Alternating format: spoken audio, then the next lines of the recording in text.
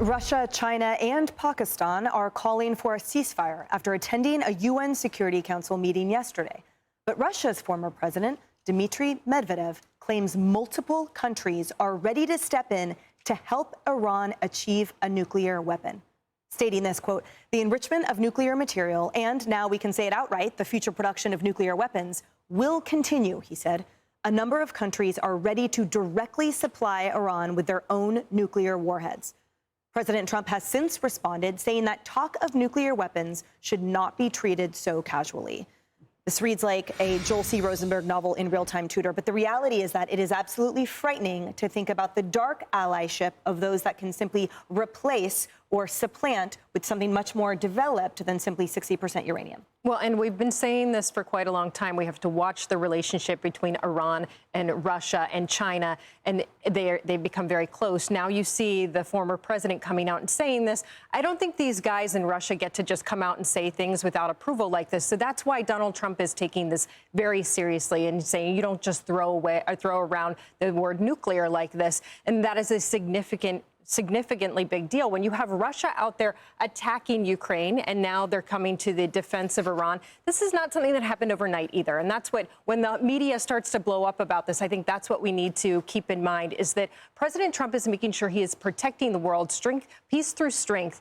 And that's because this has been going on. This collusion of the axis of evil has been going on for way too long. This is not something that happened overnight. They will not come in with this support and these weapons without a pre-approved plan by the three or even North Korea. Something that I'm, for one, happy that President Trump is here to defend us against. Yeah, and that sort of begs the question, too, Kilme, that as we know, decisions don't land on the president and commander-in-chief's desk without there being complexities and difficulties. And is this simply a provocation by an enemy to provoke the bear, to get him to react in a way that isn't, or is this a real threat? Well, let's think about Russia. Let's think about what Russia did. In invading Ukraine, they have allowed their eye to be off the ball in Syria, allowed Syria to collapse, Assad to be out. He now lives in Russia. And now that was a passageway for Iran to give weapons to Russia, which were the Shahed drones. Now that's stopped.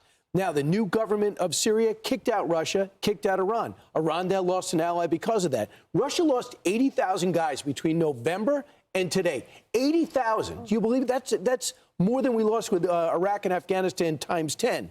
They don't care about their people. And now this guy Medvedev is out of his mind. He just says stuff that makes no sense. Can't back it up at all. There's no way they're giving nuclear weapons or anybody else giving nuclear weapons to Iran. That's not the way it works. They don't come on Amazon. You got to go construct it. You got to move it. It's not going to happen. So I don't believe a word of this, the whole thing. I think Russia is trying to patch up for the fact they've done nothing to help their ally Iran in a time of trouble. But there is a very dark underbelly here in this globe of funding to the tune of billions of dollars for nefarious activities amongst these dark allies. And we don't know what the extent, at least, of the planning and the hopes are.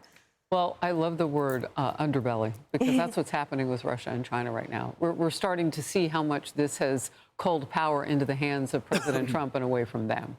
I mean, when Ambassador Danone last hour told me that Iran was so desperate that they called their own emergency meeting at the UN because they thought that they'd have all their friends chiming in.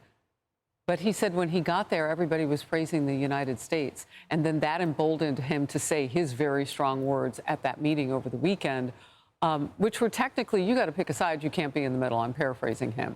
There are a lot of people in the Middle East, I guess, or leaders in the Middle East who want to kind of stay in the middle. And I think Iran was counting on them. You know, maybe they said something publicly, but they still...